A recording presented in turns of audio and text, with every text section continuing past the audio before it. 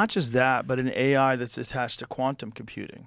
Yeah. So once they figure out a way to actually program quantum computing to run AI, you're going to have a god.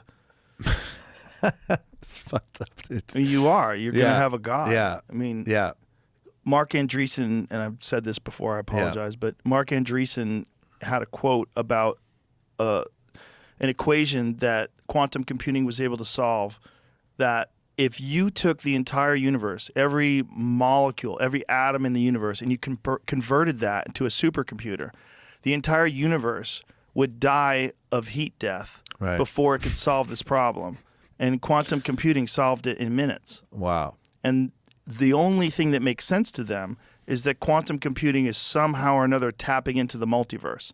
And it's solving this equation using multiple universes and the information available in multiple universes simultaneously.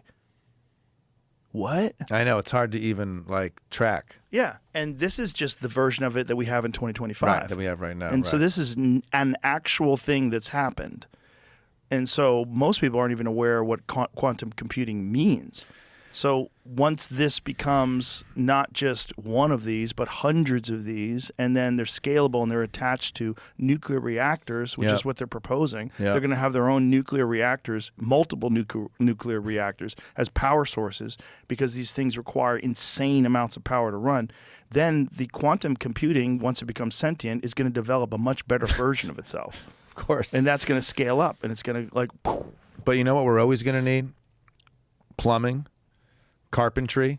That's why all this shit feels so intimidating, because I can never wrap my head around that, but maybe we should be learning real skills and trades. Well, that would be nice for people. For people. But people are going to be obsolete. Right. You know, that's really what's happening, is we're giving birth to a digital life form that's far superior and doesn't have all the requirements that we have, and also doesn't have all the flaws that we have. Yeah. Doesn't have greed and anger and all the stupid things that we have.